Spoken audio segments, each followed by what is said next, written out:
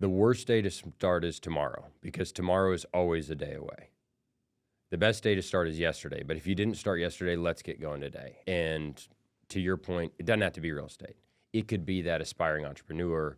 It could be that person that wants to set a goal, or as a dear friend of mine says, a commitment. Now is the day. Now is the time. We talk a lot about early rising and that alarm goes off. Like, you don't push snooze in life.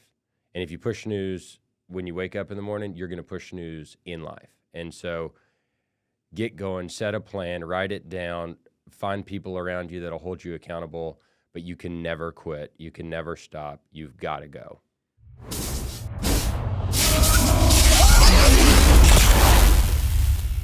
One path is a long, winding, unpaved, back-breaking, bumpy, miserable road to a place called success. The other road is straight, paved, smooth, comfortable, and that road ends up in a place called failure. Welcome to the show. I am Kyle Matthews on the Matthews Mentality Podcast, where we dive into the mindset of the world's most driven founders, CEOs, business moguls, athletes, and entrepreneurs. Each episode will turn our guests' wisdom into practical advice that will help you build a deeper understanding of what led them to success and the mentality behind what got them there. Let's get started. Welcome to episode 3 of the Matthews Mentality Podcast. I am your host, Kyle Matthews, and sitting here with my good friend, Troy Marcus. Troy, welcome to the show. Kyle, it's great to be here. Thanks for having me. Awesome. Your favorite part, I know you love when I brag about you, so I'm going to do that. I'm going to read your bio, okay? I love it. So bear with me.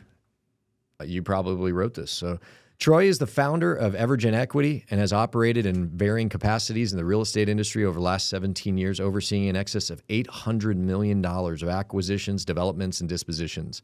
Most recently, Troy served as president of MIMCO, the owner of over 300 properties in the southwestern United States. Prior to this, Troy worked with private equity real estate firm Thackeray Partners in Dallas, investing across all product types and geographies. Troy joined Thackeray after graduating at the top of his class from the University of Texas. Is this true? Top of your class?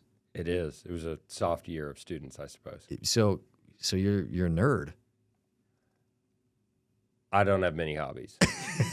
We'll dive into that. No, that's awesome, man. Well done. Additionally, Troy serves on the advisory board of Pennybacker Capital, an industry-leading private equity real estate investment firm with offices in Austin, Denver, Charlotte, and New York. Troy is involved in the real estate community as the chairman of the YPO International Real Estate Network and serves as a member of the advisory council of the Real Estate Finance Investment Center at the University of Texas. Troy, that is impressive. Now, hold on. I got to ask you. So, University of Texas, top of your class. What year did you graduate? 2010. Okay. So, are you sitting at the Rose Bowl January 6th of 2006? Yeah, so you know the date. You know where I'm going with this. Are you at the game? I wasn't just at the game. I thought the year prior we were at the Rose Bowl when UT played Michigan, and we got very lucky and had 50-yard line seats. That year we got snubbed, and we had seats in a corner of an end zone, a few rows up. It just so happened to be the corner where Vince Young ran in that touchdown to get the 42-38 win. No way. Not that I remember the game. No, it wasn't an important moment in your life. Now, I also was at the game. I just graduated 2 years before. But I knew most of the team, had a lot of close friends on the team, and my little brother Clay was playing. And at the time, he was mostly special teams, but I also was in the corner of the end zone, a couple rows up. In the end zone he ran into, but the other side. And I actually don't remember that game at all, and I don't think it didn't happen. It didn't happen. News. It is fake news, but that was, as a sports fan, that was the most painful thing I've ever suffered through. It was a pretty special 1-2 yes. battle, and I think we can both agree that if we played 10 times, Texas would have only won 9 of them. That's funny. That's funny. I honestly thought you were going to say, I was like, hey, he's not going to say this. Like, USC would win most. It's my opinion, and I'm going to state this as a fact because it's generally accepted as fact, that if they played 10 times, USC would win 9, Texas would win 1. It was just the one they won. Everything had to break wrong for USC in that game. I could go through it if you want. I think we'll spare the audience. We'll grab a beer later. We we could go through that. But can we agree that both of us played very serious football in the third grade, but only one of us played serious football in college? And this is so true. Well, you're we'll say smart. given our third grade exposure, but let me. we both know as much about football. It gets back to your bio, top of class. You didn't play football not because you were likely better than Vince Young. It's just you had other options. Exactly. See, I had no other options, so this is what I had to do. That makes sense. All right, so let me take it a little step back. I mean, you've accomplished so much. You're 35, right? You just had your first kid. Congratulations, Mason. Thank you. The highlight of life. Mason, if you listen to this in 25 years, what's up? It's good to see you.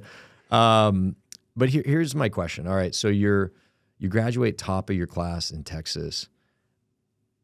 How'd you do that? Well, I'm excited to spend time with you. And before we jump in, Kyle, I mean it when I say thanks for having me. I've always admired and been in awe with what you're doing, but really get fired up by the way you and your team handle themselves. And I think that there's a lot of cultural similarities between our two companies. The question is, how do you go to a big school like UT and graduate top of your class? To me, it comes down to discipline. And at the end of the day, everybody had a lot of fun, present company included, but I always remained disciplined. Step one was every Sunday morning, 6 a.m., I woke up. Didn't matter what time we went to bed the night before, oftentimes late nights after big Saturday wins. Now, did you wake up at 6 a.m. after the Rose Bowl? I did not wake up at 6 a.m. after the Rose Bowl. But that's just because I don't think I went to sleep I was that going to say, night you didn't because go we to were sleep. so happy. You did not go to sleep. Keep in mind, 4 years later, we had a Rose Bowl where we lost to Alabama, and I think I went straight to bed after that game. Yeah. Well, that game was over in the first quarter, but Well, that we can delve into that one over drinks too. But no, to me, it was about discipline. To me, it was about you'd get up on Sunday, and while many were out there watching pro football or many were out there nursing a hangover, this was the day that I turned my phone off and I spent 12 hours just cranking through work. And it was probably because I wasn't doing enough during the week, but what I knew is that worked for me. The truth is, my grades were certainly not a perfect reflection of my effort in college. I think I was very fortunate. I studied real estate finance. There was a lot of group projects. I've always loved people. Always had a lot of friends and generally a pretty strong EQ, and I knew I didn't have the IQ to be top of my class. And so much of what would happen is I'd show up in the classroom. I knew a lot of folks. I also knew how to assemble the right team. And so I would go in there, and if there was a group project, I would be sort of the team leader that would divvy up work, 1/4, 1/4, 1/4, 1/4. And then team members would know to send it to me, and I'd aggregate it, and maybe I'd be the one that made the presentation. And you take all the credit naturally. I think we all got the same grade.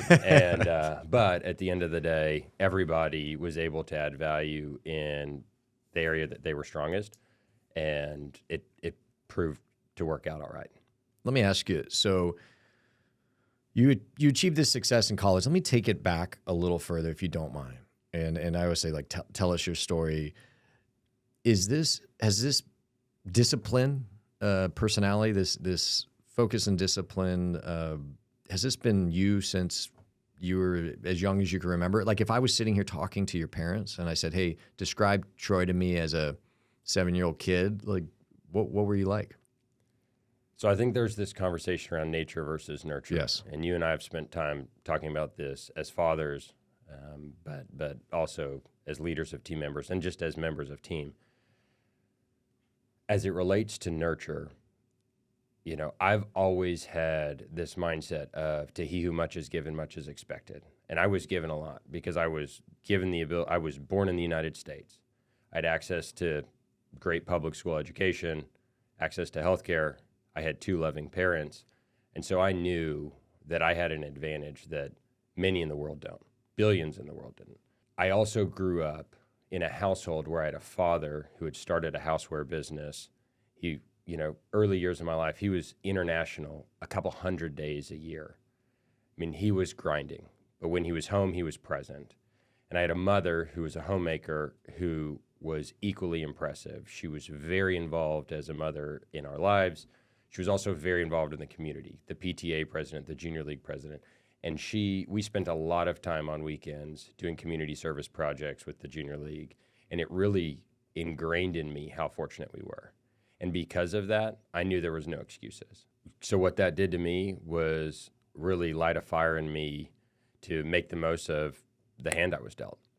So in addition to to much is given, much is expected environment that or awareness you had, but also environment you grew up in, it also sounds like you grew up in a household and generally environment where you stayed busy, like, and everyone in your family was active and busy and moving at all times. Is that a fair assessment? It is fair that is the environment I grew up in, and it is fair to say that I thrive on it. I love it. I'm addicted to progress, and I'm a firm believer that an object in motion stays in motion, and I'm of the belief you can never quit. You can never slow down. You can never stop. Yeah, it's sometimes, every now and then someone will ask me, oh, Troy, and expect even obviously agents here who will probably cold call you at some point. They're like, oh, hey, Troy, what's he like? And there's a lot of adjectives I use, mostly positive. But the one thing I say is, like, dude, the dude never stops, like relentless. Like I know you don't watch TV, and we could talk about that later, but I never have a visual of you in my head sitting there just kind of chilling. Like, you're always doing something. And so we'll talk a lot about nature and nurture, and it sounds like perhaps you always had that as your nature. That's just how you were wired, right? You come out of the room busy, active, moving forward, objects in motion, stay in motion, but also perhaps in watching, because that's what we do as kids, watching your father, watching your mother. They just were always busy. They're always doing something. And this is my word, is they're always staying productive. Absolutely. And I think productivity is key. I think a lot of people talk about, when you hit a certain milestone, do you retire? Do you kick back? Do you relax? And I've just seen too many circumstances where someone that decides to hang it up ends up finding themselves bored and either making bad decisions or close to the end of life. And I love life too much to stop, and I love this life too much to stop. And I think I'm just inspired to help others find a life that they're passionate about, that they don't want to stop. So what are your thoughts? So many people speak about the word, competitive and I'm so competitive, or competition, all that. In being a very driven and disciplined person, nature and nurture, but where does competition fit into that? Because I'm thinking, I'm still thinking about Troy Marcus as in your earlier life. You're a kid, like. I'll ask you a question. Did you play sports? But really, how did you approach sports? Did you approach sports perhaps like you did your schooling, which I assume some level of competitive drive drove you to say, hey, I want to be the number one student at the University of Texas. Was that also a thing, playing football, basketball, baseball, whatever sports you did? Like, tell me about that part of your life. Yeah, I think competition is an integral part of progress. I've generally been of the belief, and while I love our healthy banter about UT and USC in 2006, a game in which both of us were attending, neither of us were playing, I compete every single day. But if I'm being candid, I have one adversary, one person I'm competing against, and that's me. Yeah. That was me yesterday versus today. I don't sit there. I think, a lot of people say, comparison is the thief of joy or things of that sort. I don't sit there and count Kyle's eggs. I don't sit there and compare or compete against other companies. I sit there and say, are we doing our best? Are we pushing every day? And you and I have spent a bit of time in the past talking about what is that? What does success look like? And I was about to ask, how do you evaluate that? When you say, are we doing our best every day? How do you evaluate that? How do you make that measurable? Absolutely. So to me, I'm maniacally focused on success, but I am not focused on some goal at the end of the road, or some might say output. I am hyper focused on input. What are we doing day in and day out? Output shows up. You don't know when, over you time. Don't know how. You've got to give it time, but we have time as long as we make the right decisions. I'm about input. What am I doing every single day? I don't wake up in the morning saying I want to lose 5 pounds. I wake up in the morning knowing that I'm going to get out of bed and work out. I'm wake up in the morning know I'm going to make healthy decisions. I don't wake up in the morning and jump on a scale. Control the controllables, right? 100%. I love that. So, all right, you're coming out of college. You've done well. You're entering the workplace. Let's walk the audience through, what do you do when you come out of school? Where do you go to work? What does your day look like? What does your life look like? Walk us through that. Absolutely. I may take one quick step back to sort of highlight how I got into real estate. Please do. First off, my brain's not that big. One nice thing about real estate is it's tangible. So I was always able to touch it, feel it. I grew up, my grandfather moved to the U.S. in 1921, opened up a little butcher shop. One day ended up buying the shopping center that the butcher shop was in. So I grew up on the way to Boy Scouts, on the way back from football practice. And where'd you grow up? I grew up in El Paso, Texas. Shout out far El west Paso. Texas. Oh, yeah. I love it. But I grew up, on the way to school, coming back from practice, poking our head in vacancies, looking at a construction site. So I was exposed to real estate very early on. Studied real estate finance in school. I actually, out of my freshman year dorm room, me and 3 friends bought our first piece of commercial real estate. You did? We did. What was it? So it was a vacant single-tenant building. We bought it for $238,000. Each of us needed to come up with $18,000 of equity, of which I got a So credit this was facility 2007? This was 2006. You got one of those ninja loans, exactly. right? No Thankfully, income, no job. Exactly. There you go. It was easy money, not dissimilar for much of the last I wonder 14 why years. the economy collapsed shortly thereafter. No right? kidding. Yeah. We did not, at the end of the day, we did not deserve it, but we worked hard and we did it. And sure enough, that's a partnership that today is still around. I'm very proud of it. We turned, the drill. We backfilled the space. We sold the deal. We flipped it. We 1031 into the next deal, and that partnership's bought upward of 3 dozen deals over it. That's wild. And we're all still great friends and partners. And it's That's been a very fun cool. run. So real estate spoke to you at a young age. You were exposed to it, and that helps, right? Certainly. Again, nature and nurture. So you're 19 years old and you buy your first deal. And it wasn't always fun. We learned a lot of lessons owning our first couple of assets during the great financial crisis. You learned very quickly that anybody can buy real estate. It's what you do once you own it that matters. It's how you operate it. Again, that maniacal focus really comes into play. We say a lot at Evergen. We talk about how you capitalize conservatively, but you operate aggressively. We talk about how we protect first, grow next. I mean, we're really focused on what we have. Learned a lot of lessons very early on, which again, you got to get started. You got to get started yesterday, not today. But you start learning those lessons early, and I think that I'm now getting to bear the fruits of those early investments. Real quick, you started, at 19, let's say even 22. What would you say to someone listening who's 42 who hasn't started? In whatever industry, we could use real estate, who's thinking about buying their first property. Is it best day to start is today? Just go for it, just do it? The worst day to start is tomorrow, because tomorrow is always a day away. The best day to start is yesterday, but if you didn't start yesterday, let's get going today. And to your point, it doesn't have to be real estate. It could be that aspiring entrepreneur. It could be that person that wants to set a goal, or as a dear friend of mine says, a commitment. It is, now is the day. Now is the time. We talk a lot about early rising and that alarm goes off. Like, you don't push snooze in life. And if you push snooze when you wake up in the morning, you're going to push snooze in life. And so get going, set a plan, write it down, find people around you that'll hold you accountable. But you can never quit. You can never stop. You've got to go. We talk about, I'll tell a lot of the newer, younger professionals, oftentimes will say, hey, what's the most important thing I could be doing? And or what's the most important decision I can make? I said, well, the most important professional decision you make every day is when you get out of bed, right? And you talk about hitting the snooze button. I don't know if there's ever been someone who hit the snooze button once or twice and later that day was like, I'm really glad I hit that snooze button. No, typically it carries tremendous guilt. And so Yeah, I definitely understand what you're saying in terms of it's that first thing you do every day. It's just you got to get out of bed. You were spot on. Yeah. You were spot on. All right, so you're coming, you're doing real estate deals starting in college, which I didn't know that, but you're ahead of the game.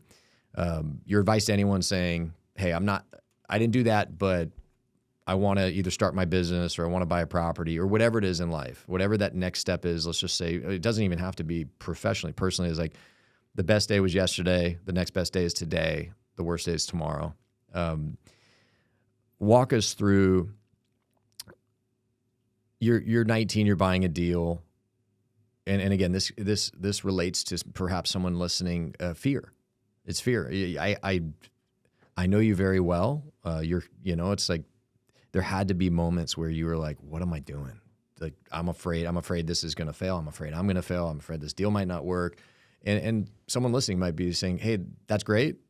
I don't disagree that today's the best day to get going, but I'm afraid it's not going to work out. It's not going to go the way I want it." Like, how did you overcome your initial fears of just starting to do deals, and what advice would you have for someone who's really, in many ways paralyzed by that fear?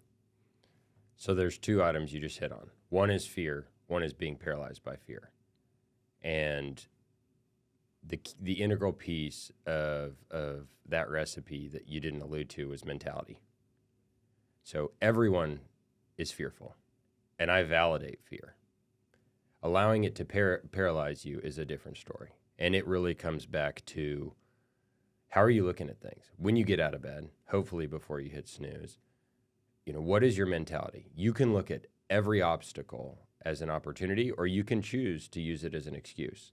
And so what I would encourage anyone who's thinking about doing anything different than what they did yesterday is to really own up that fear, validate the fear, but let's figure out how to conquer it, or let's figure out how to use it as an advantage. I love your story, and you had to bust it those first 17 months before you had your first deal come through. But guess what? I'm certain there were times you were fearful. You were fearful of failure. You were fearful of putting food on the table. But what you did was you used that to inspire you. You used that fear to push harder, to try better, to continue to dial in your best practices. And so what I would encourage anybody that's setting out on doing anything is understand that fear, but understand that there's a fork in the road, and you can use that fear as an excuse to fall back on what you've been doing, which if you're thinking about doing something different, it's because you're not fulfilled in what you're doing. Or you can sit there and say, I can go make calculated decisions. Let's not just go buy a building if we're not set to or built to buy a building. Where I was very fortunate was I had 3 partners that I knew that if we were in the trenches, we can get through anything together. That didn't mean any one of us could, but collectively, we needed 4 chiefs in the teepee at that time. And at the end of the day, we were hyper-focused on basis. We knew what we were buying. We knew, again, it was 2006, so easy money was not dissimilar from 2019. But we understood what it would be like if that building stayed vacant. We understood that we were going to need to make money elsewhere to prop up that deal. But we understood we were able to make a calculated bet on the upside, and there were asymmetric returns in making that investment. And we knew that downside was pretty protected, but upside could be pretty great. And I think at the end of the day, you've got to surround yourself with people that support you, that care about you. Anytime that someone is looking about taking a leap, those around them are excited by that. I mean, Elon Musk once said, we don't need to have retirement parties for people. We need to throw entrepreneurship parties. We need to, and I don't take credit for that. That was his, but I thought that was beautiful. And he's a polarizing individual, and I'm not saying that he's my idol, but I think that there's real value around that. And I think that societally, especially in America, which is really this incredible ecosystem of people that whether you're a wildcatter in oil and gas in Texas or you're a tech entrepreneur in Northern California, people want to take things to the next level. People want progress. And I think people are celebrated for taking risks, for trying to solve problems that aren't being solved. And so I would really say lean on those around you. People are there to listen to you, to support you, to share their best practices, or more importantly, their pitfalls, so that you can make calculated decisions on what the best next steps are to achieve your goals. Talk to us about, you're coming out of school, after school, before MIMCO. Talk to us about what you're doing. And then also, we want to dive into, you said, mentality and mindset, and really the psychology behind what drives highly successful people. And one of the things I'm really fascinated by is how does that change over time, right? So let's start, you're out of school before you get to MIMCO, because we'll touch on that part of your life in a second. What are you doing, and where's your head at? So I had a great opportunity to move to Dallas to work for Thackeray Partners, which is a first-rate private equity real estate firm serving some of the larger endowments and pensions across the country, investing in across all product types from coast to coast. But what was really exceptional there was I was able to be surrounded by a team of top performers. I was the dummy that not only was the youngest and the newest, but I came from a public university where most people had double Ivy League degrees. But what I was able to learn there were a lot of things beyond an Argus model. And the first thing I learned was team and collaboration. And at the end of the day, no one at Thackeray was above doing anything. So at Thackeray, there was a dishwasher, and there were 25 of us. And each week, we rotated who had to unload the dishwasher the next morning. And to me, what that said was not that everyone was equal. It just said that everyone here is willing to do anything. Whatever it takes. To get things moving forward. Now, the truth was it gave me an opportunity to get to the office before anyone else and unload that dishwasher, whether or not it was my week. But that was a choice I made. That was never something that was put on me. But it was something, to me, it was a way to serve the greater good.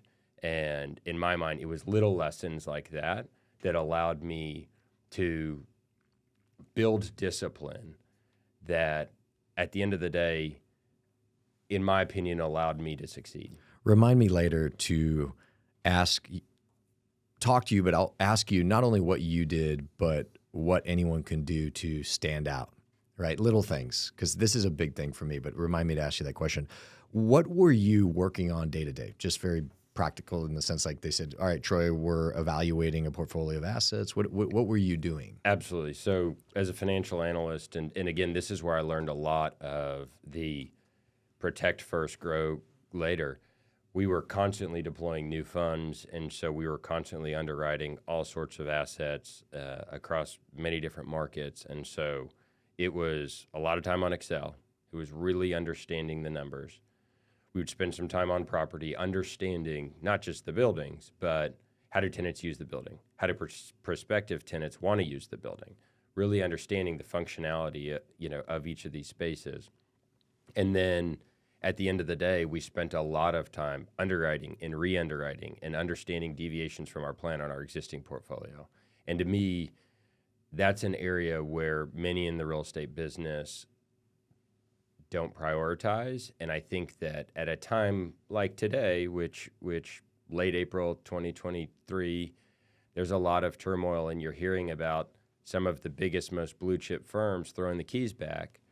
There are some out of control items, but there are a lot of controllables. But people took their eye off the ball. They quit focusing on the protect first. They were only focusing on the grow second. And to me, if you want to be a success, the biggest zero you can get is on a decision you made. Passing on a new opportunity, you may miss out on some upside, but you cannot have a miss. At Evergen, we say this daily: no home runs, no strikeouts. We cannot have a strikeout. We are in the business of downside protection. We have the opportunity to serve some of the country's greatest families, and they entrust us with their allocation. But we're in the don't go broke bucket. We are in the protect at all costs bucket. And I think that that's something that during this market turmoil, people will start to appreciate again. But it was hard over the last few years when money was cheap and every deal looked good. And I think we're in for a new chapter of the story. You've heard that you make more money on the deals you don't do than the deals you do. But the last couple of years, that that was tough. You didn't see it often, but now the realities of the market and the fundamentals appear to be showing up again. So I agree. What is your mindset when you're at Thackeray and just, hey, I'm here to learn, and then I'm going to take this? What's going through your head in terms of how you're approaching your career? This is you purchased real estate in college, so you as a professional you already started, but this is really the first phase of your professional life. Like, what are you thinking every day to day? Absolutely.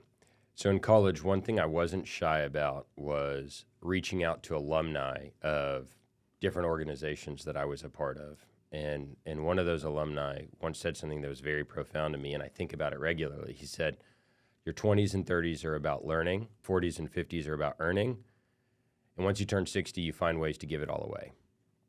And that's not just money. That's good. I'm going to use that one. Yeah. And that's really not just about money. It's about giving your time. It's about sharing, any learnings you've had along your way.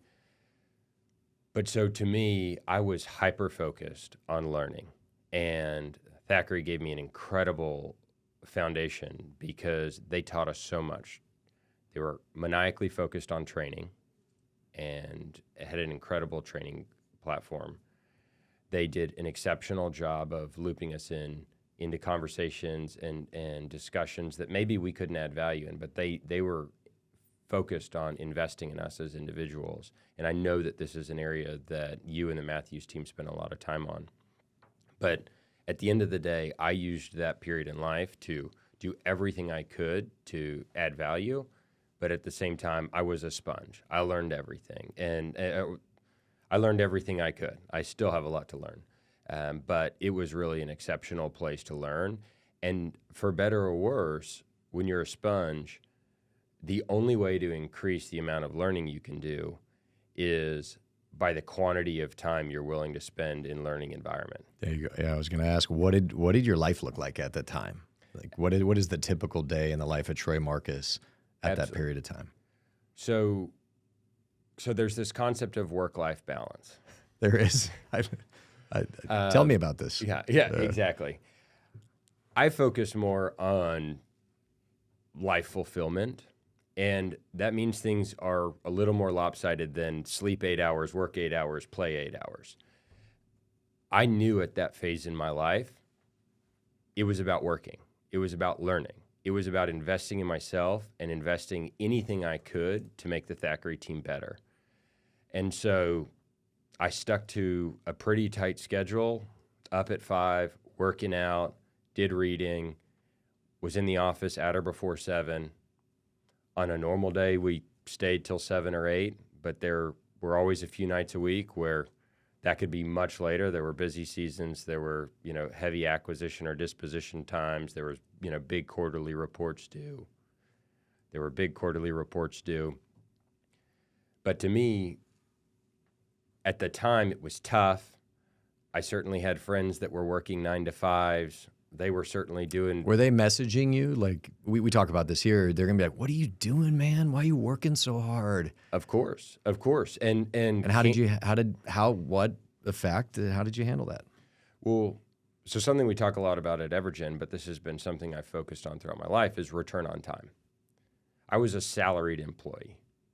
Whether I chose to stay until 7 p.m. or 9 p.m., I was going to get paid no differently in cash. But my return on time was exceptional because guess what? In those hours from 7 to 9, when there were others in the office, they were working on something important. And I was getting to learn from them working on something important. And so at the end of the day, you looked at my tax returns and I didn't make a penny more, but I made a lot of money and I've saved a lot of money over a long period of time because I learned lessons that helped me avoid pitfalls and I learned best practices that whatever level of success I've been able to achieve up until this point, I would not have hit had I not been in the trenches, working hard, investing in my learning. We call that mental income because it's not income that's going to show up on your tax return. Like you said, your salary was your salary, but 100%. You were earning. It wasn't dollars. You were earning knowledge. You were earning experience. You were earning relationships. So that mental income, it sounds like, was so important to you. What Yeah, because that's one of the challenges we have is at Evergen, at Thackeray, Matthews, and a lot of companies, especially highly driven people, they're working, candidly 12, 13, 14 hours a day. And I would say even when you and I were coming out of school, let's call it 20 years ago, to age ourselves, unfortunately, it was you started to hear about this work-life balance, and you're like, oh, what is that? And okay, but now the messaging is very strong. It's almost like they're being taught it in many ways. And so sometimes we'll see a young man or woman come out of school and start in a career where you're in at 7 in the morning, you're out at 9, and even let's say like your environment, they were learning the whole time, right? The mental income standpoint is just they're getting messaged from their friends, just like you did, just like I did. And nowadays with social media, they see it. They see curated images of their friends' lives. They're like, what am I doing? Talk to me about the mental fortitude, the discipline that either you had to have, or if you were talking to a younger person who's, a year or two into this really high demanding career that may have high rewards one day, but they're likely not seeing it today. Again, you're salaried, you're making probably a little more than you're spending. What message would you have as it relates to the mental fortitude and discipline you need to not listen to that, to not listen to the noise? So taking a quick step back, I'm thankful to be here, and the content we're discussing is the path I've chosen. I'm not at all one to evangelize my path. I wouldn't trade my life for anyone in the world, but I'm not wishing it on anyone else. But I've always been of the belief that as an individual, you have to come up with priorities. There is not enough time in the day to do everything. But if you can set what is most important to you, in my case, it's my family, it's creating an environment at Evergen where team members are inspired and they can achieve their goals, and it's serving the Evergen families that have entrusted in us. If you can create whatever your priorities are, then you build a plan. And as we alluded to earlier, you come up with a plan, you put it in writing, you surround yourself with people that will hold you accountable. You go back and look at that plan. You make sure you're sticking to the plan, and you execute on that plan. I think that having those priorities set allow you to choose where you want to spend time. So to me, a priority at that time was to learn as much as I could and to best deliver on what I could to the Thackeray team and investors. And so it was very easy when you had that friend that was working a 9 to 5 that wanted to go get cocktails at 5:01 on a Tuesday for me to say that's not in my plan because that's not my priority. I cast zero judgment on what their priorities No Taco were. Tuesdays for you. No Taco Tuesdays. Maybe tacos at the office, but Exactly. what about Thirsty Thursdays, right? Yeah, college was great for Thirsty Thursdays, and my priorities were different back then. But so I think that it all comes down to prioritization, and it doesn't matter if you are a college student or a young professional or an entrepreneur or a highly successful top of the food chain leader. At the end of the day, you've got to figure out what you're passionate about, what best serves you and your mission, and be mission driven and block out the noise. So your priorities led to your plan. Is that what ultimately took you from Thackeray to MIMCO? Talk to me about your plan at that time and then going from that place to Absolutely where I first met you. Of course. And quick side note, when you and I first met, Matthews was something that I was remarkably impressed in. What Matthews is today versus what it was when we first met is a night and day difference. And what you and your team have built is exceptional and something that I hope you, your wife, your 4 kids, and everybody in the Matthews family can take a step back. I appreciate that. Well, whenever I go to hit that snooze button and I go, well, I know Troy ain't hitting that snooze button. I was like, I get my ass out of bed. There we go. That's why I always tell people, like, I want to be the least motivated person in the room. I love it. I want to be the least accomplished. I want to be the least successful, because when I'm around those types of people, I got to do more. And that, you said something that's very powerful, is fulfillment. And you said, hey, I'm not here to evangelize. What works for me paraphrasing, may not work for someone else. And the 8 hours of work, 8 hours of sleep, 8 hours of play, if that's what brings someone fulfillment, then that's what they should do. Absolutely. If I'm hearing you correctly, that didn't bring you fulfillment.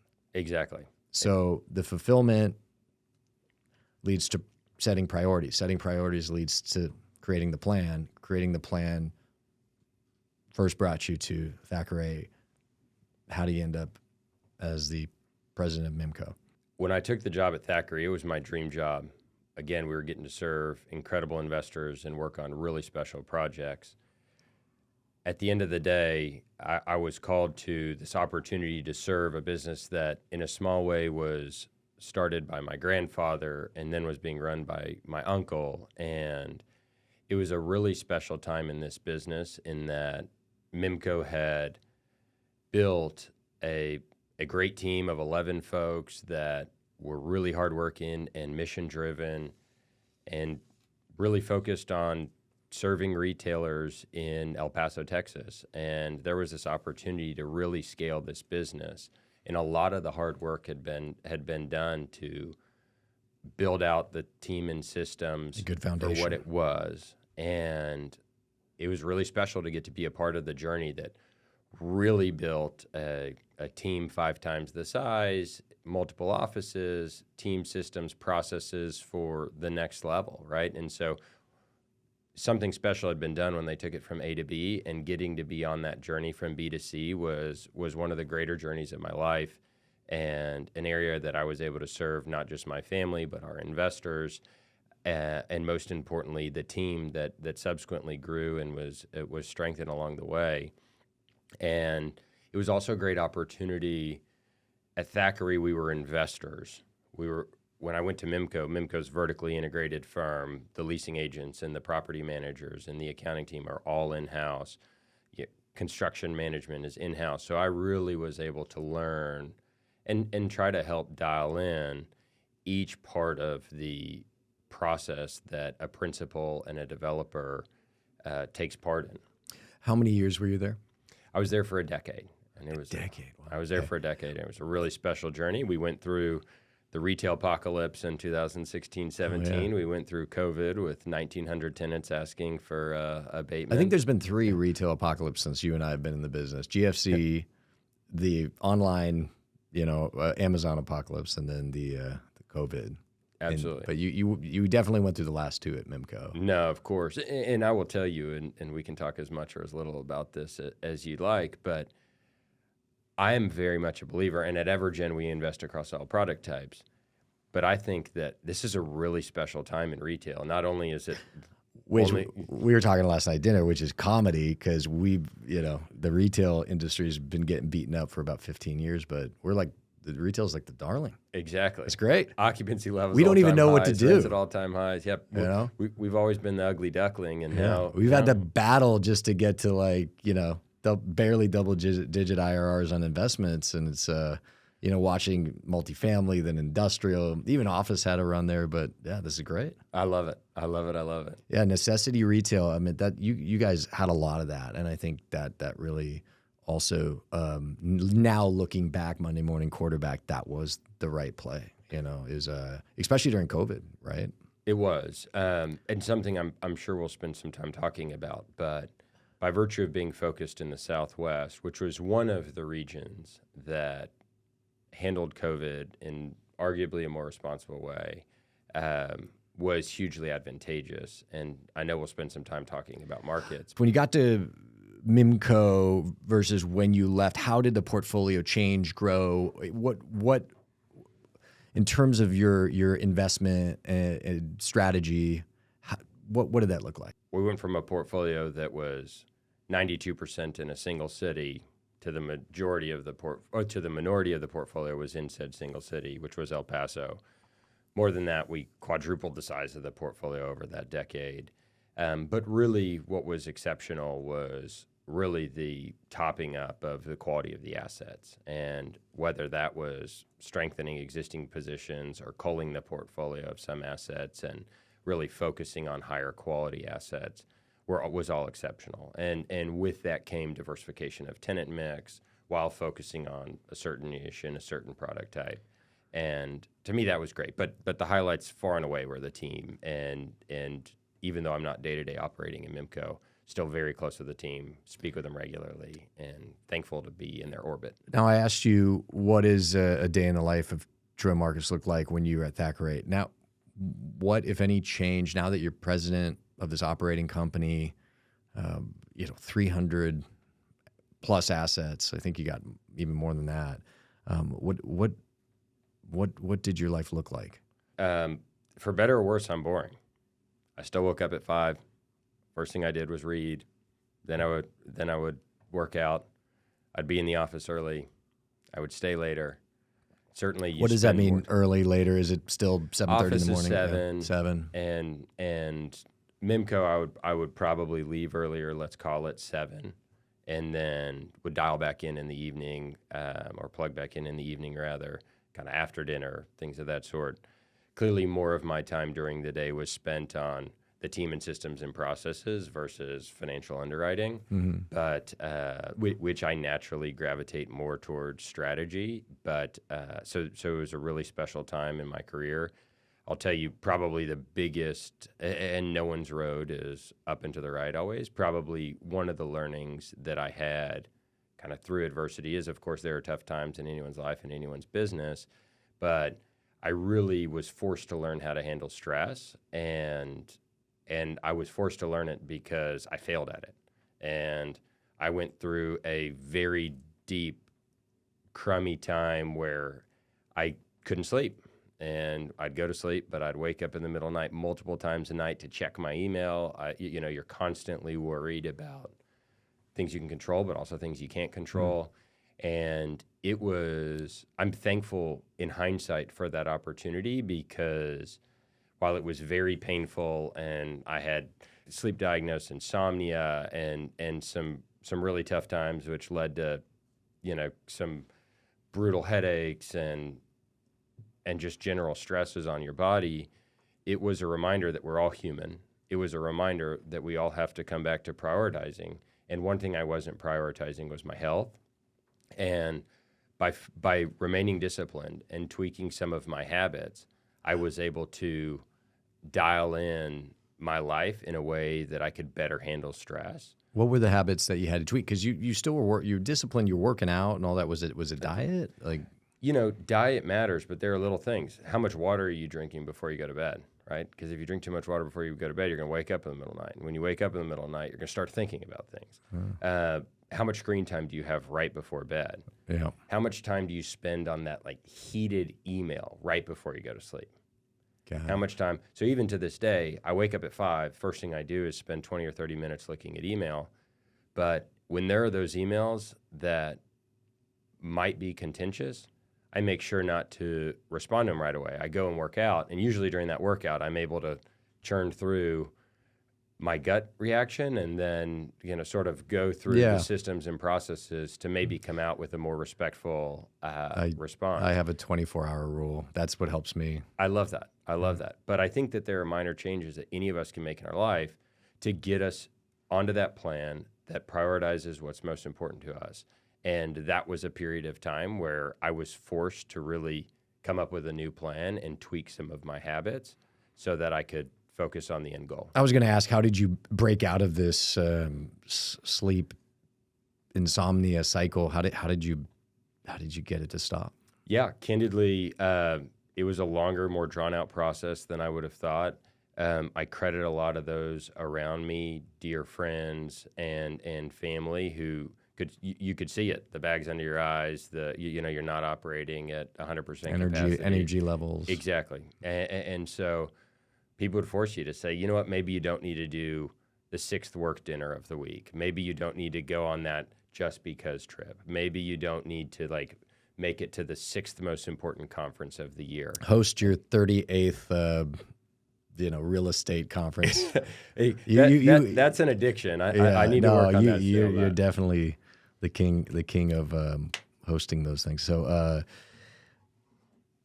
what was driving this?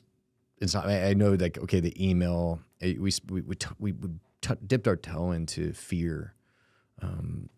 and what was driving this this sleep issue? Let's call it. I'm just going to summarize here. Is what was really causing you to wake up at night outside of drinking a lot of water before you go to bed? So I told you one of my great passions in life is people. I get energy from people. I love interacting with people. There was some real friction with some team members, with some of those in my world that, and they were dealing with some problems, some of which I had some level of control of, much of which I did not. But that didn't mean I'm naturally a fixer, and I wanted to fix things. And like I said, some of that was out of my control, and I really struggled with the lack of control in a situation where I saw real potential harm. And so again, it was something that I really battled with for quite some time.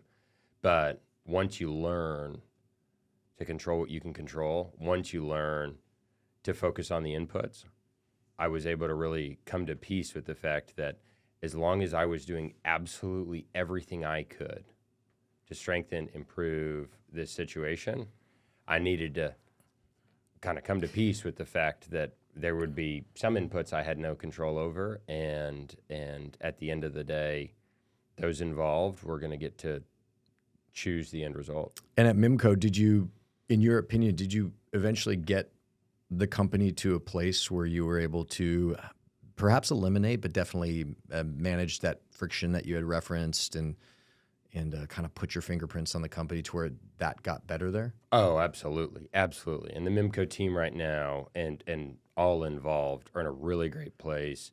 And that's what allowed me to make the jump to Evergen, quite frankly. Yeah, that was going to be my next question. I was going to lead into that. But I was going to ask before we get to you founding this new company, very exciting company.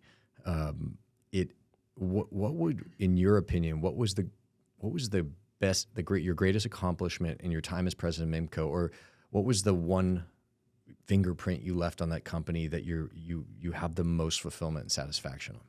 If it was a fingerprint I left, that fingerprint was left by the team on me, and it was the team. These are people who I don't like, I love. These are people who are high performers and are mission driven, and I adore that team, and I'm lucky to still be very close with each and every member of that team. And while I have no operational involvement in the business, we are still very much all aligned, and I love watching what's happening at MIMCO. And candidly, it wasn't until I felt like MIMCO was in an exceptional place that I went to my senior leadership team, my family, our three largest investors, our board, and said it's time to go from arguably being a family-run business into a family-owned business, and where I felt really comfortable stepping aside. Now, candidly, I spent 8 months transitioning out. There was no, here's my 2-week notice. We spent a lot of time making sure that there was remarkable continuity in anything, any initiatives, any strategy, and that business is in the best place it's been. And I'm really excited and proud of all that MIMCO is doing. That's what I was going to say, because you're in this role, president of a very large company. Most outside observers would say that is the end goal. It was not a cushy job. You were working, your ass off, but a great role nonetheless with great teammates. Why do you go and disrupt this wonderful life you've built to, as a founder and CEO, to start a totally new thing? Why did you do that?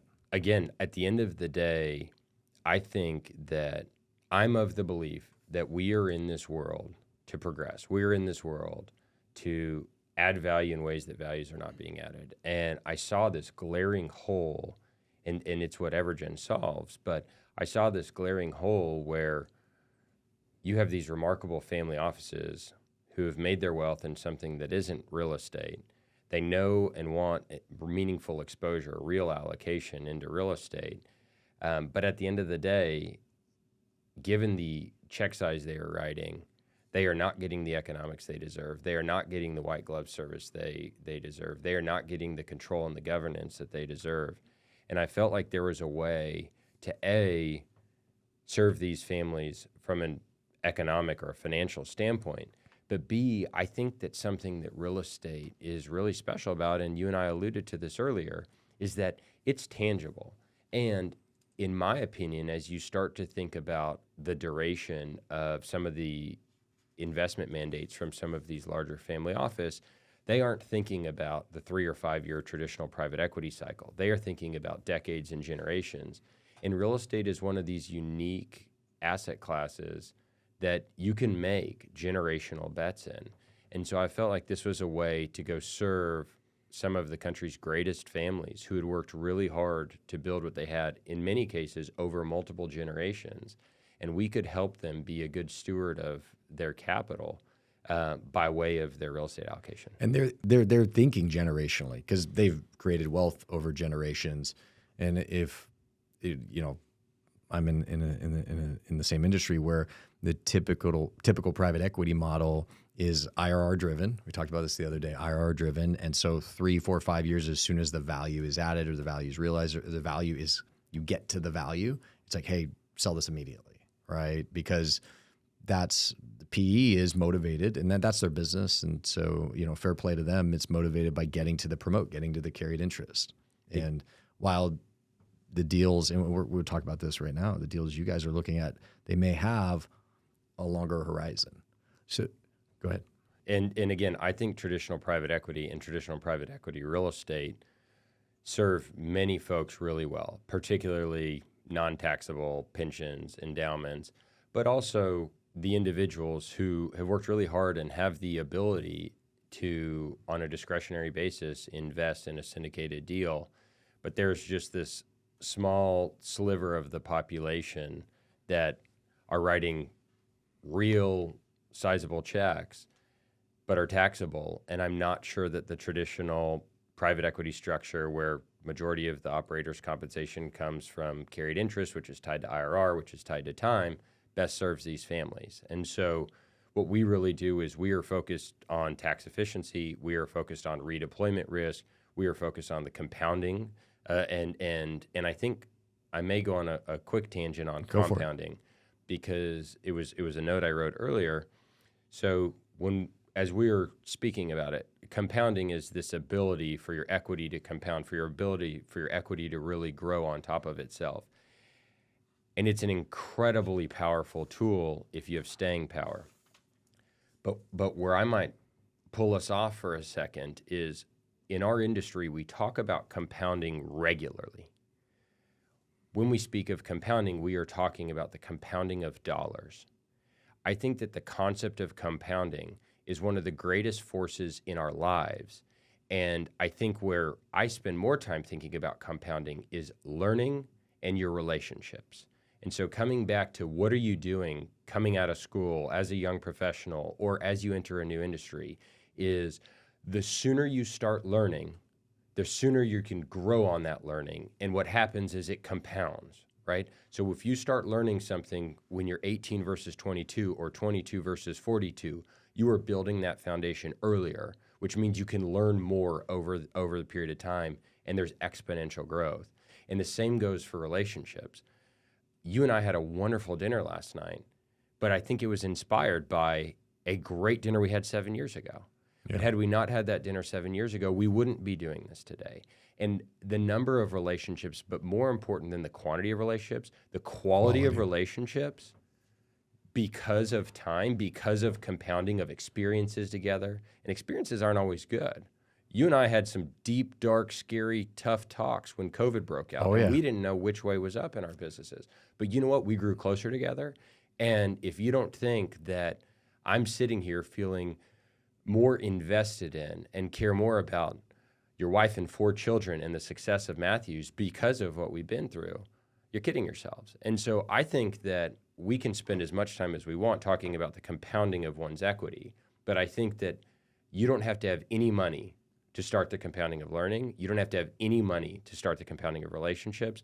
And in my mind, it is a very easy trade, which again, are like these asymmetric returns where if you don't do it, you're just missing out. And if you do it, there aren't many ways that you fall on your face. Yeah, the sooner you build that one relationship, that then leads to 2. The 2 relationships will lead to 4. The 4 relationships will lead to 8.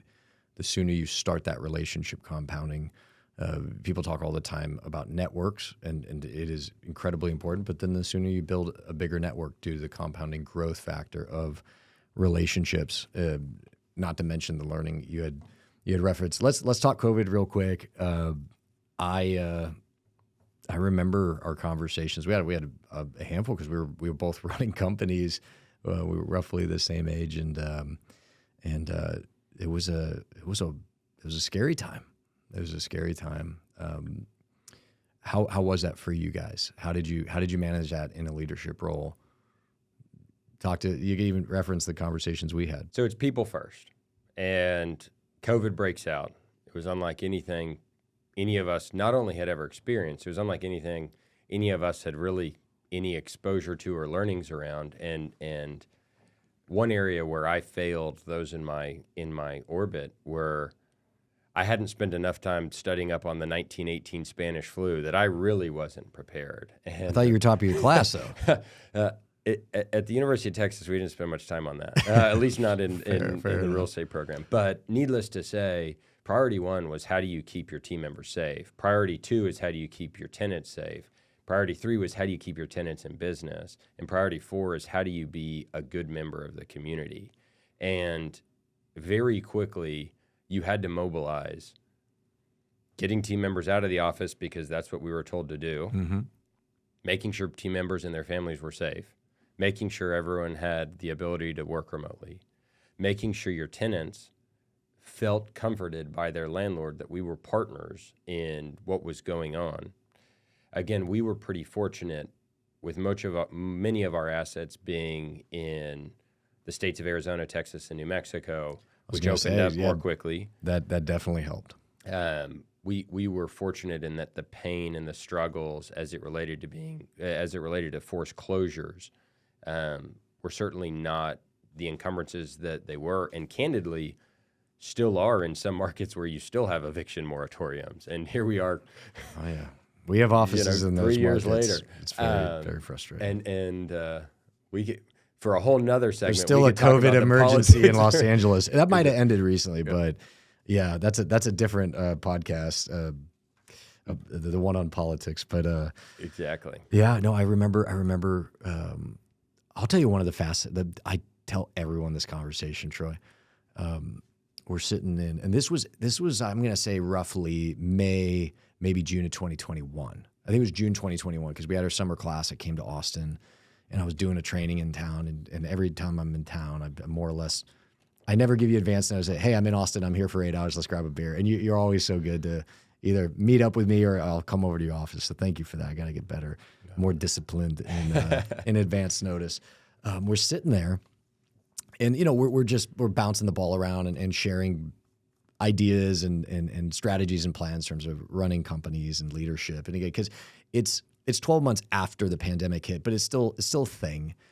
And I remember you were talking to me about a process you were going through internally at MIMCO about work from home and really having an open communication with your teammates about what do we want that to mean to us. Again, this is me. Correct me if I'm wrong. I'm Troy. I said, hey, I value being in the office. There is value, not just to me personally, more importantly, to our company and our investors and our tenants, to us being in the same place, but also at the same time, perhaps some of the feedback from some of the teammates was like, hey, there's also value to me not coming in the office every day. And you kind of looked at me and you were going through a process of like determining what would your formal policy be. And you, again, that was a huddle. It wasn't just you dictating. I remember that. But what stuck with me is you're like, hey, Kyle, like, you really want to know what I think? I think we've lost Fridays. I think we're Europe. And I was like, oh my gosh, like it's like the 4 day, it's the work in the office 4 days, Friday work from home. But you and I, we talk is like a Friday work from home. What do you think? 2-3 solid hours, maybe, right? I remember that conversation. I don't know if you remember it. How has that changed over the last couple of years? What are your thoughts about the work from home? Do you still share the opinion, perhaps not at Evergen, definitely not at Matthews, but that this country there is a fundamental change in the approach to work? there has been a fundamental change in the perspective of work and working hours and working days. And I believe the second part of my statement back in May or June of 21 was the United States has lost Fridays. The United States is becoming Europe. Yes. And guess who hasn't lost Fridays? And it is China and it is India. Yeah, you did say that. And at the end of the day, we operate in a globalized economy and an ever-increasing globalized economy. And at the end of the day, if you aren't progressing, if you are falling behind and your competitors aren't, we know how this ends. Mm-hmm. And so fast forwarding to today, it's April of 2023. You've now had the federal government come out and say 5 days a week in the office. You've now had the big banks like the Jamie Dimons who have taken very strong stances, which I validate, which are, if you're a managing director and you're not coming in 5 days a week, why are those below you on the org chart? We're even seeing tech companies. Exactly. Which basically, in order to work there, they would tattoo work-life balance on your chest. They're saying, you probably should come back in the office. Exactly. But it's coming at a time where Meta has lost 75% of its market cap. And so it took this drastic shift. What I will say is this. Today, April 2023, the average real estate company has a policy where 4 days a week you come to the office and work. I don't want to be average. We get to serve families whose technology you use, whose cars you drive, whose consumer product goods you consume, whose energy powers your lives. And they entrust us with the entirety of their real estate allocation. And when they do that, it's not because they're looking for an average real estate company. When we hire a broker to sell a property for us, what I'm not looking for is someone that says, if you call me on Friday afternoon, I'm probably going to text you from the golf course. What we are looking for is above average. We are looking for those that are going to work as hard, if not harder, than they did before COVID.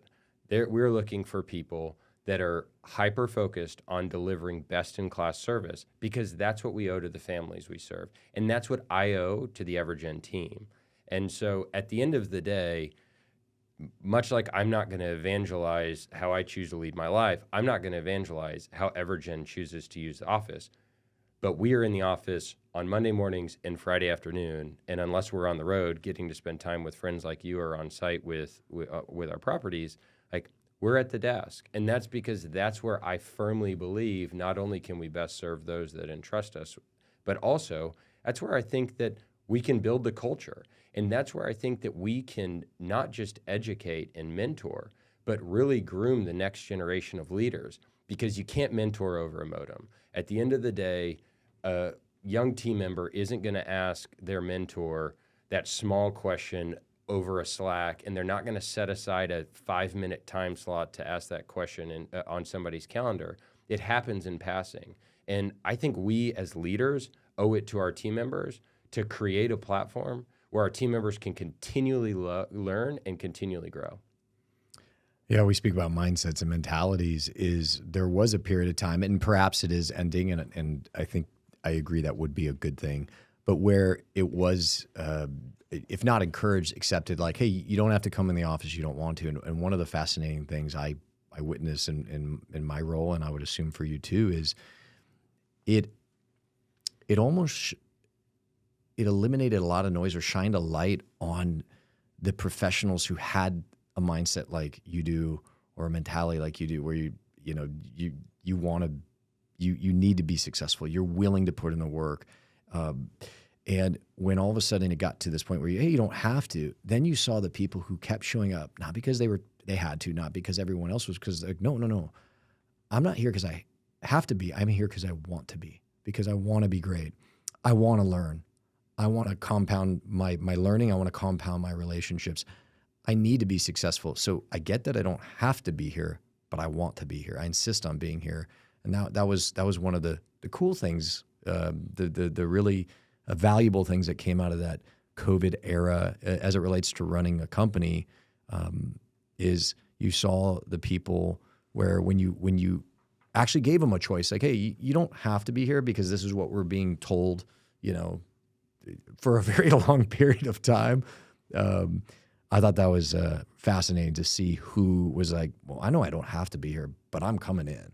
And I don't know if that was something you experienced while running MIMCO. You're at MIMCO, you're president, it's almost like an investment. It's like value add, stabilize the company, stabilize investment. And you say, okay, what was it a moment? Was it one day you woke up, you had this aha moment? Was it just over time a feeling that developed within you? You said, I want to start something new. I'm going to found a company.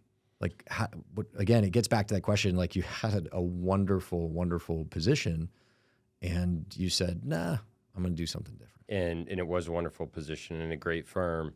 At the end of the day, we're constantly looking to add value, as you said. And MIMCO had become this incredible battleship that was doing great things. And quite frankly, the incremental hour of my time was going to shape the trajectory of this business or add value to a lesser extent than it could in other ways. And again, I saw this glaring hole in this ability to go serve what we call our Evergen families and really to go serve best-in-class operators if we're doing deals with a partner or do deals directly. And you felt you couldn't do that at MIMCO? You couldn't create a new division or a new platform? It was best done outside, most notably because at MIMCO there was already the existing investor base, and if you're going to bring on new investors, why would they trust that you're going to show them the best deals if you had others? And one area with Evergen is I love my family. We're actually going to a family wedding this weekend. I can't wait to spend time with them, and we're going to talk about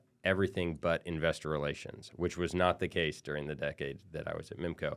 And so as much as they've been incredible supporters of Evergen, no one from the MIMCO world is investing in our thesis going forward. And I think it keeps it cleaner. I think it certainly eliminates any concern that I would ever cherry pick a deal for someone that wasn't the Evergen families we serve. We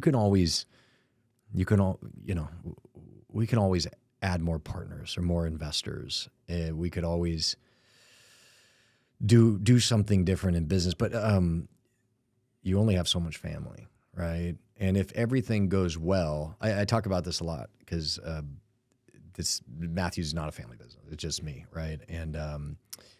And people ask why. I say because if it goes really well, let's just take my brothers and sisters. They're still just my brothers and sisters, right? Mm-hmm. But if something doesn't go great, that could be an issue. And I potentially, I could jeopardize and possibly lose a relationship with a family member. And it's just not worth it, And, exactly. And so those are my words if I'm hearing you correct.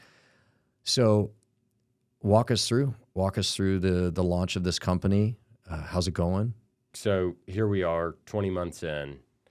We were very fortunate, got off to the races. I'll tell you, if there was a mistake I made. Sure.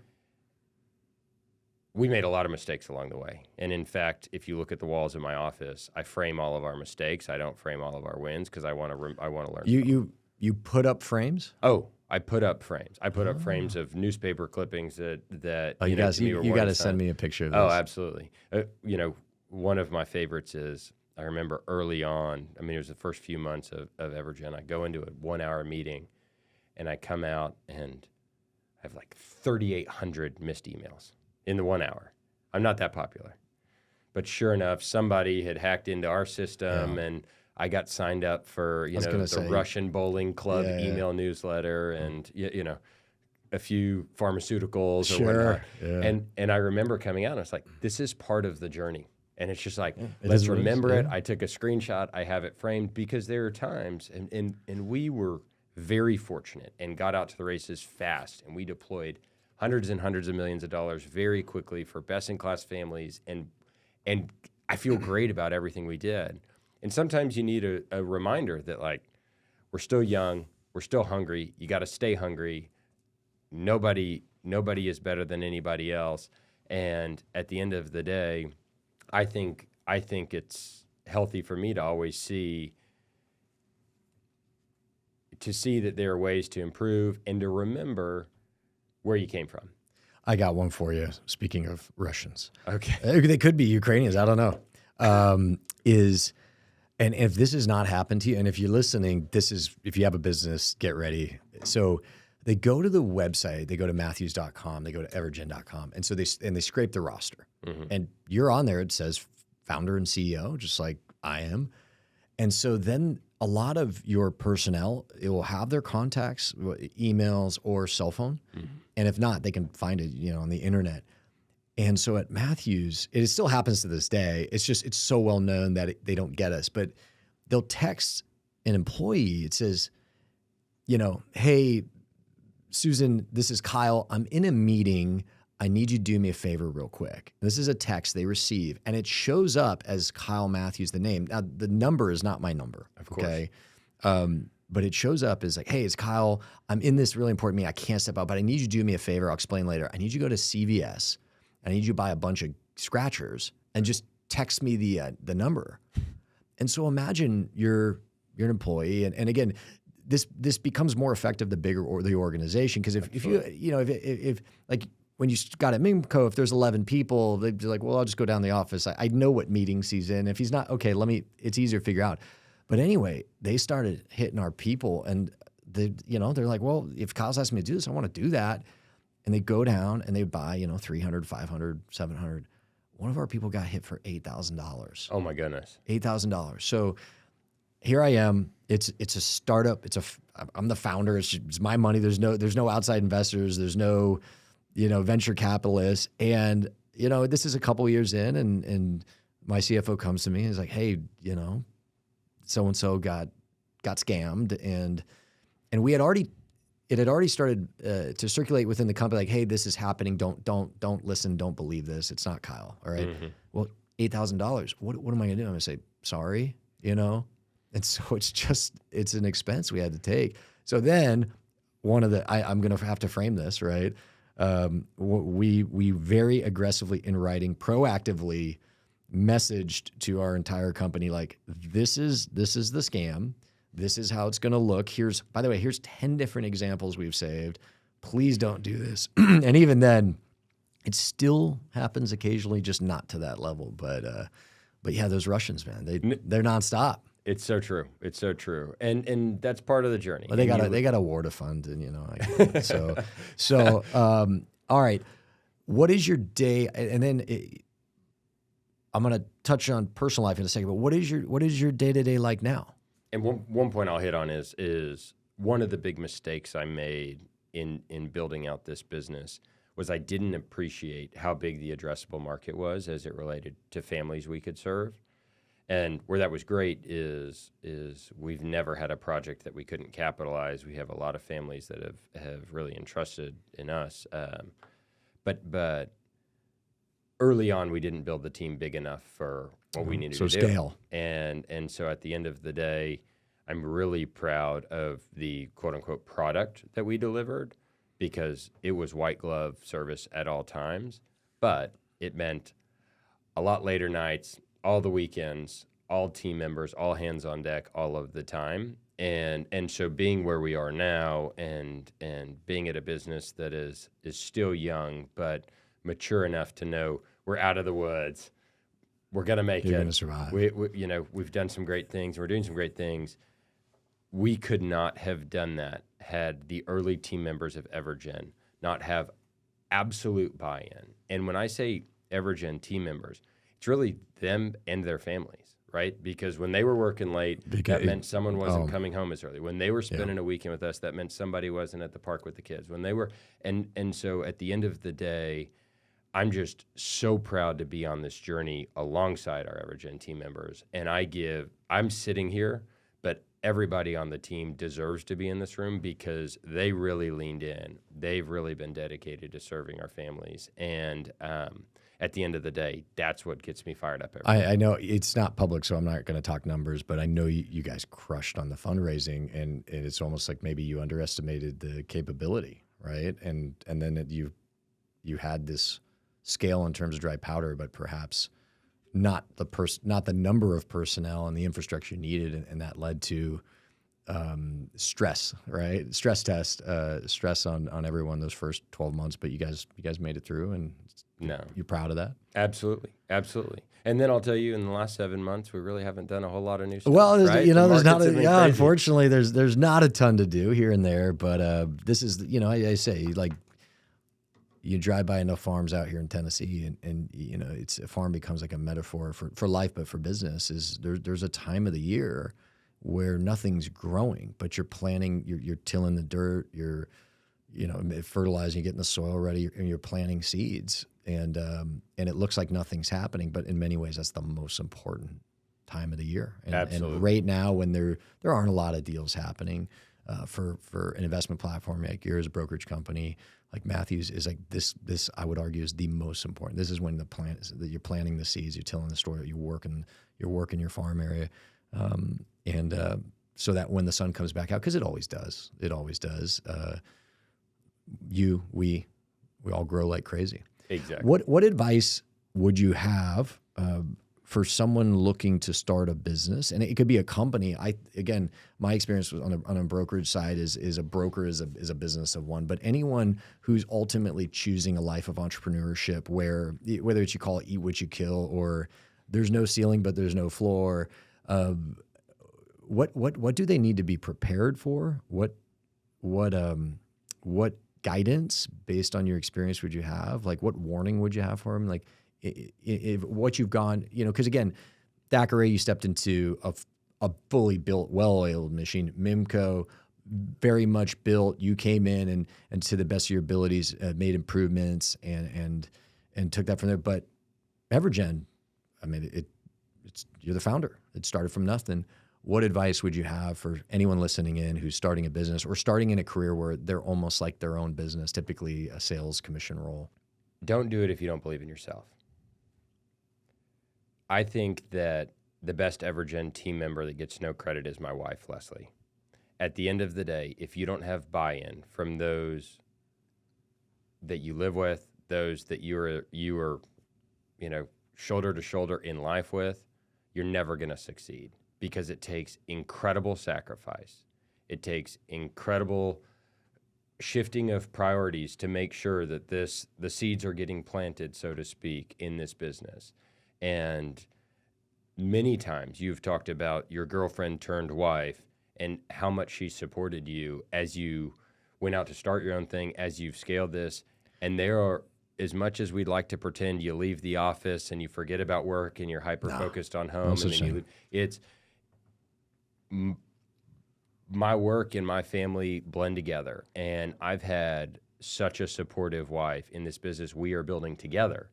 But if you don't have buy-in from those around you, and it might not be a spouse, it might be a best friend, a roommate, a family member, but at the end of the day, if those around you aren't supportive of your mission, you either need to reevaluate your mission or you need to reevaluate the people around you. And I think that another area that people do not spend enough time about or focused on is the people that they surround themselves with. It is very easy to have bias based around those around you. And you made a comment earlier that you always want to be the dumbest one in the room, and at the end of the day, At least motivated. And you know what? I love it. I'm like I said, I'm at the office certainly before 8 every day, most days at 7:30, and I'm never the first one there. And That's awesome. I love that. And none of that's been pushed on anybody on the team. And more often than not, I'm not the last one there either. But it's because I'm fortunate to be surrounded by team members that are as motivated, if not more motivated than I am. And so to that aspiring entrepreneur, who you surround yourself with is highly important. Your conviction in yourself is highly important. And then the biggest thing is just never give up. There are hard days, there are harder days, and then there are the hardest days. That's what that first year of a business is. Never quit. You cannot quit. And at the end of the day, when you fail, you get up, you punch harder the next time. But ultimately, if you're operating with high integrity, high character, working harder than the next individual, trying your best to work as smart as you can, and you are marching toward a goal where value is being created, there's no path to your not succeeding. You might succeed in ways that you didn't expect, but ultimately you will succeed. But you only succeed if you get up after you fail. And if you think you're going to get there without failing, you're kidding yourself.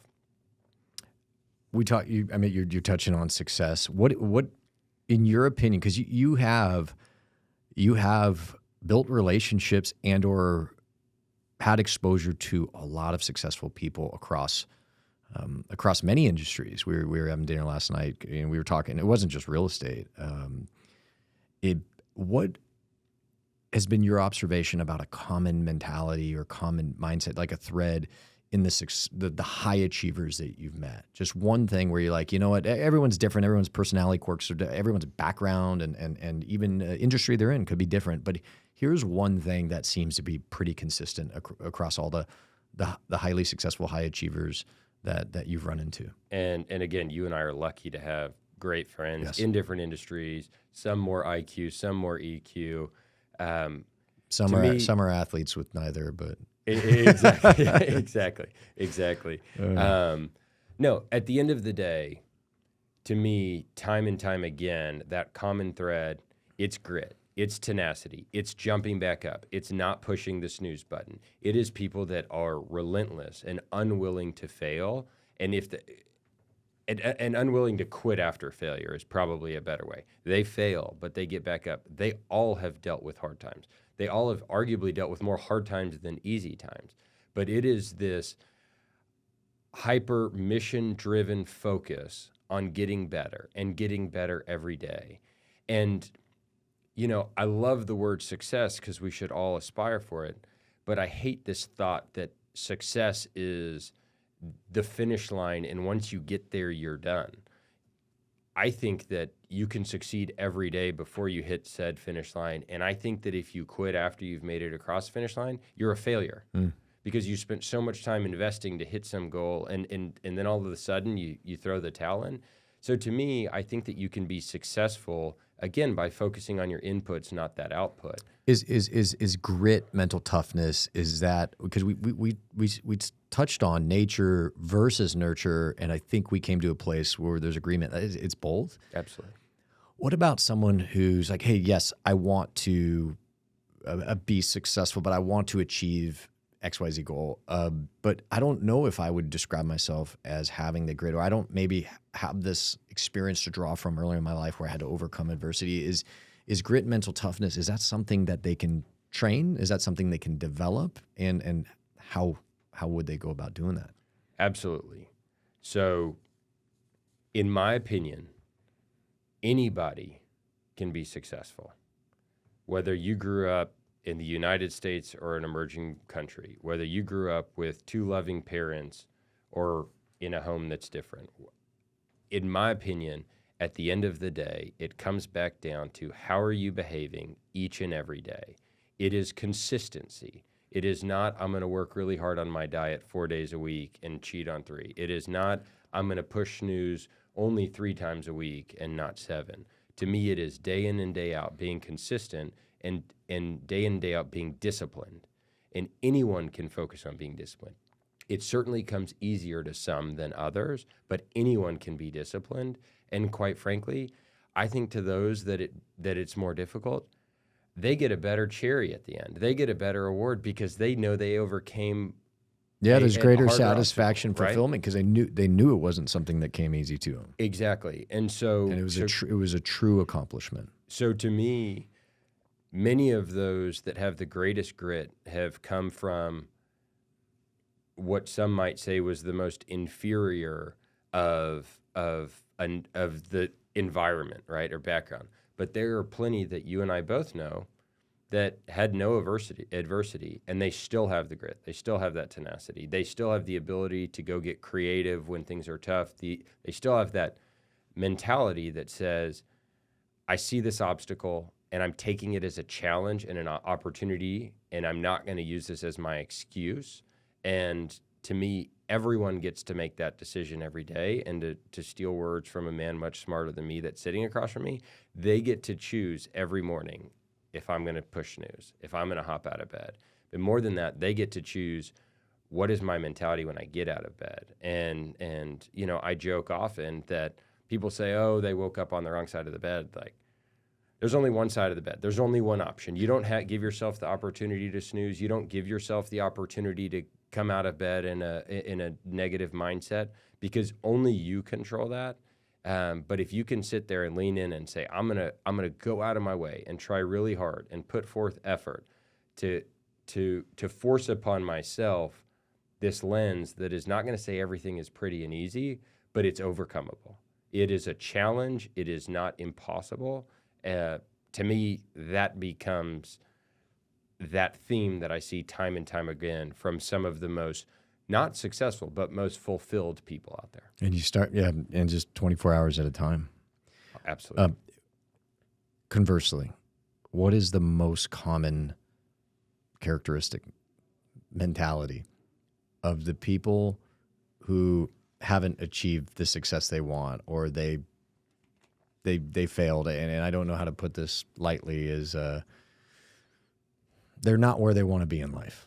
To me, there is a very similar theme with many that arguably had better natural, God-given talents that never caught their groove.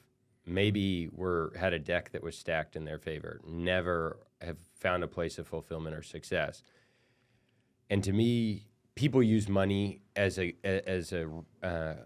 scorecard because it's quantifiable. So we'll use it in this example, but this is about fulfillment, Sure. not about money.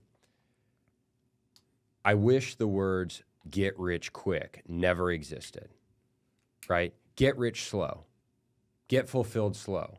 Like this idea of, I'm going to start a company today, it's going to be a unicorn tomorrow, I'm going to be in the Forbes 100 next year, and I'm going to be the richest individual on earth in year 3, is silly. And it's not to say that it can't happen. It is not to say that it hasn't happened.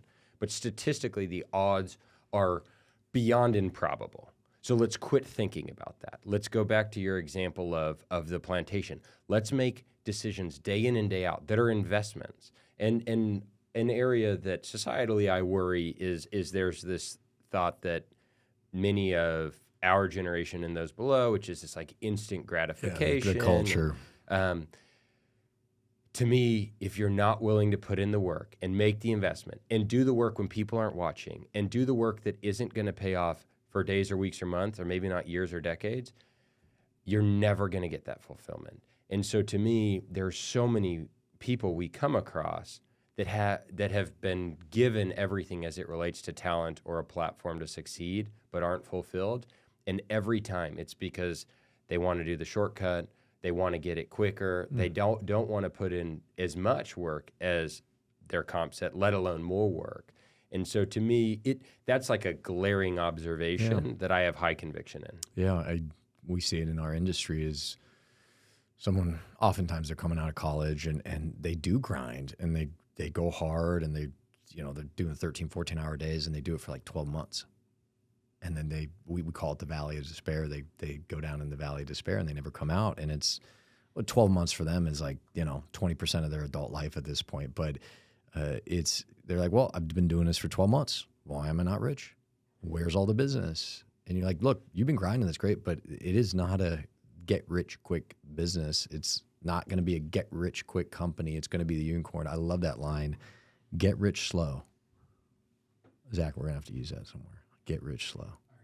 You already wrote it down? Yeah, dude, that was good. And maybe it's get fulfilled slow. Maybe it's, but it's day in and day No, out. yeah, it's we talk about the days are long and the years are short.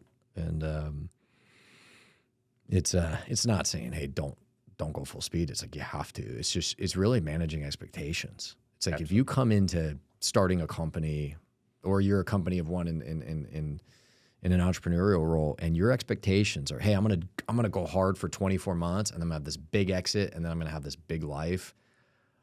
You are really setting yourself up, not just for failure, you're setting yourself up mentally and emotionally for a massive, massive punch to the gut. Absolutely. And a lot of people, they don't make it past it. They don't make it out of that moment, because I just say anybody can work hard for 12 months. Honestly, we see it here all the time. let me pivot real quick because I very much value your opinion. I touched on it earlier. You are connected to so many major decision makers in so many different industries outside of just real estate. We were at dinner last night. You're talking about you were working with I think it was the Dallas Fed chair and just looking at data where the economy is going. You're talking about a buddy of yours in Seattle who's running a really successful company. What's going on in the economy? Where do you see it going? I need you to make some predictions and break out the crystal ball. Just what do you think's happening? Where do you see this heading? Let's talk about rates. Let's talk about it all. Any opinions here are solely my opinions. I'm going to trade on these opinions, and then if it doesn't work out, I'm going to blame you. Absolutely, as you should. Blame me for anything, even if we didn't talk about it. I do. This is actually, it's served me well. I generally say, well, Troy screwed it up. So Exactly. I apologize for yesterday's cloudy weather. No, so I think that we're in a really unique time.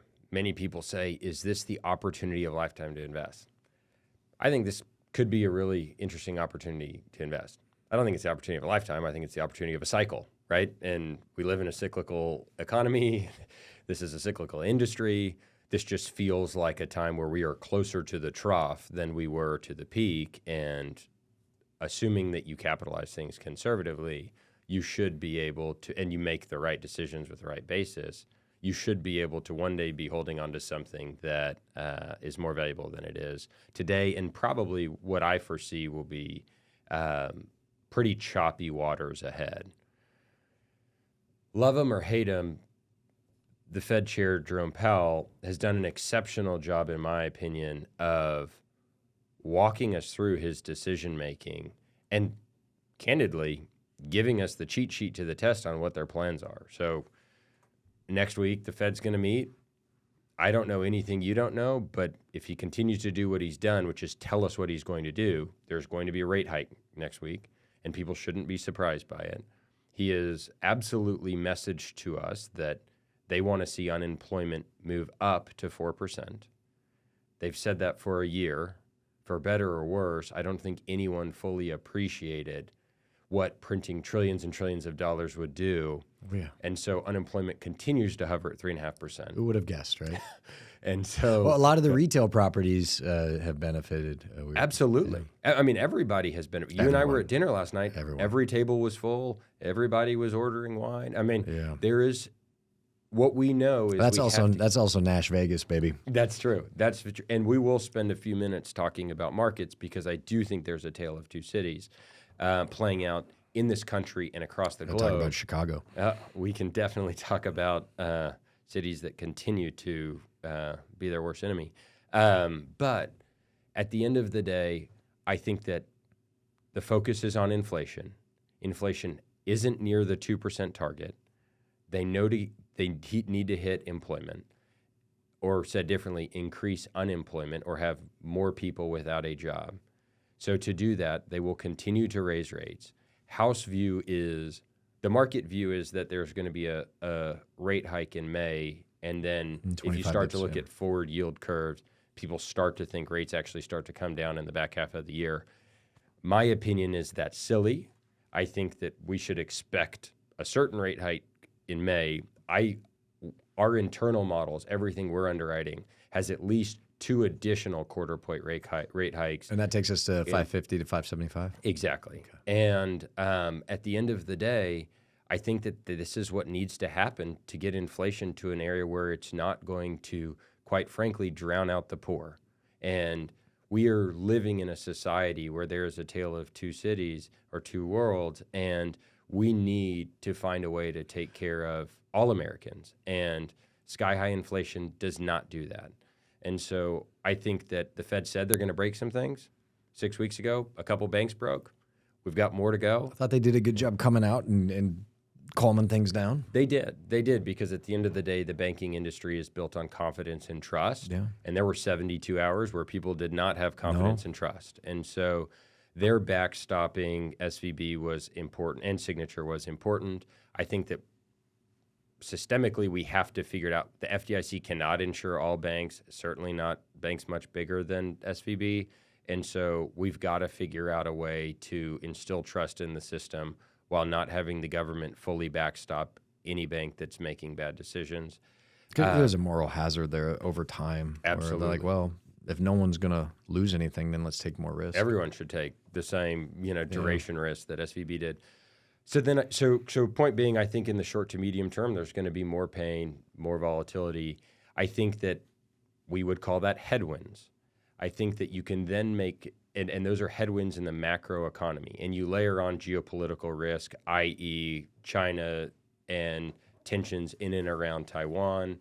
I think that we can talk about Russia and Ukraine. I think that we can talk about like incredible poverty in Africa. But I think that there are some markets that are experiencing what I call crosswinds, right? So there are some level of tailwinds. You alluded to Nashville or Nash Vegas, as you said. I still think the United States is the greatest country in the world. I still think if you look at capital flows across the globe, you still see more in-migration of international capital in the United States because arguably the U.S. is safer relative to our comp set than it's ever been because the UK post-Brexit or Hong Kong post-China taking it over. Sure. I mean, you start to run the paths, and so the U.S. still feels pretty good. I think that there are themes that are pretty exciting right now. Clearly, themes like onshoring and nearshoring are very real. So I think that there's going to be some really neat opportunities in real estate, but outside of real estate as it relates to advanced manufacturing. I think that life sciences is just getting started. It are really kind of at the precipice of something that could be really special. But I think that an area that we all need to be really mindful of in the real estate industry is not all assets are created equally, and that doesn't just mean one property's on a hard corner versus mid-block.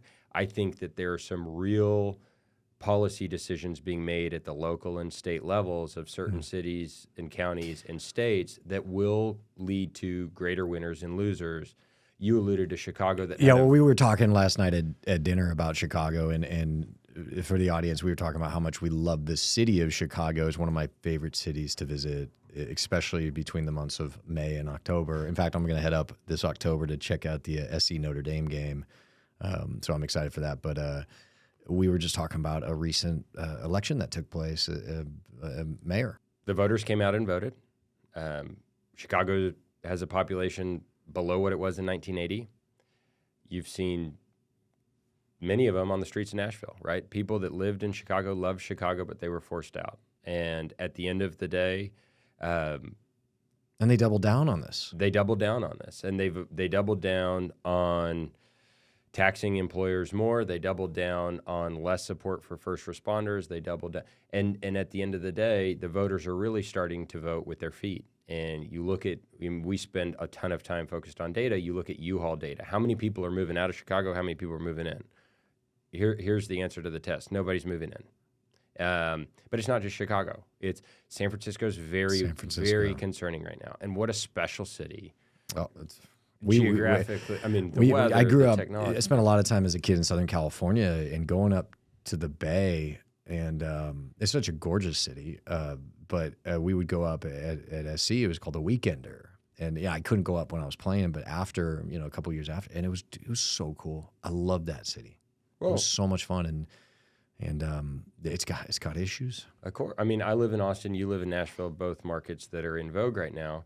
But for you and I to go to the mountains, the beach, or the wine country, we have to get on an airplane. If you live in San Francisco, you're an hour away from all of that. It's the mansion tax in LA. Mm-hmm. So I think that eviction moratorium. The mansion tax. That's great because we're selling an 8-unit apartment building for an owner that's owned it for 50 years. It's their only investment. By no means are they, the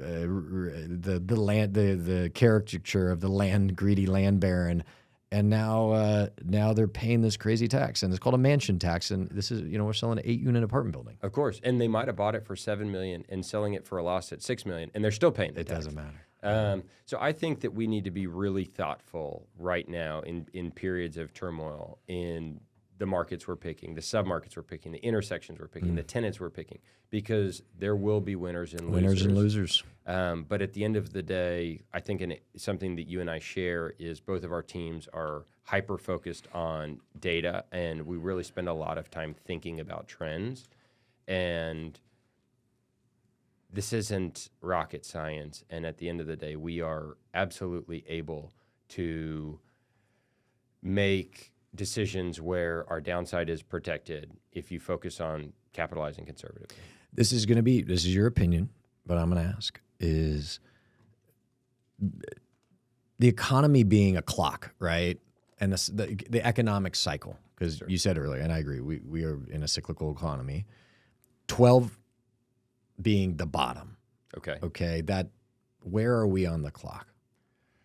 Are we at, I'm just leading. Are we at 11 where we still have a little bit, we're falling, but like we still have a little bit more to go? Are we at 1 where we actually have already bottomed and it's already starting to get better? What are your Certainly. I don't think we've bottomed. I think that, and if you look at public equities, whether it's real estate and REITs or just the general public markets, generally speaking, credit markets lead, public markets follow, and then the private markets, where you and I spend majority of our time, though Matthews does a great job serving some of the big public REITs. The credit markets have certainly swung.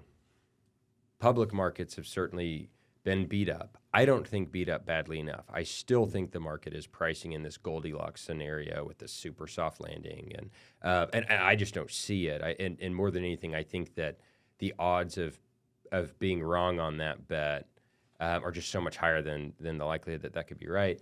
The private markets are starting to follow, but I think that values, especially in real estate, have not seen the trough. That's not to say there aren't one-off opportunities to buy something at a value that you can feel really good about. And it might be at its lowest point because there is a motivation unrelated to the macroeconomy, i.e. a seller's loan's coming due, or their interest rate cap is burnt off, or they have pressure from investors or lenders to sell. So it's not to say people cannot transact right now, but I don't think that we are at the trough yet. I would assume it happens in the next year. It could be in the next month. It could be in 12 months. We're not there. So we're not at 12. 6 is the peak. Are we 9, 10, 11? I'm hopeful we're at 11. Yeah. I'm hopeful we're at 11. But the clock hand moves at the exact same pace every minute of the day. I think that we will see some real drastic shifts that almost mean those minutes move faster or slower over the course of the time between. All right, let me bring this home. All right, I wrote down the question I want to ask you is like, when you hang up your cleats, like hypothetically, when you hang up the cleats one day, okay, and I know you're never gonna stop. All right, but when you are physically no longer capable to go at the pace you have, so when your playing days are done, when your professional career is more or less in its twilight, how would you want someone to describe your mentality? Or if someone's saying, "Hey, what was Troy like?" And they said, "This was his mindset. This was his mentality." What do you want someone to say about you? No, it's a profound question. At the end of the day, another mentor of mine actually took 4 real estate companies public, and he passed away during COVID, unfortunately. But he once said, "Troy, you've got to leave the wood pile with more wood than when you showed up," right? And to me, I think about that is I care a ton about how I make people feel.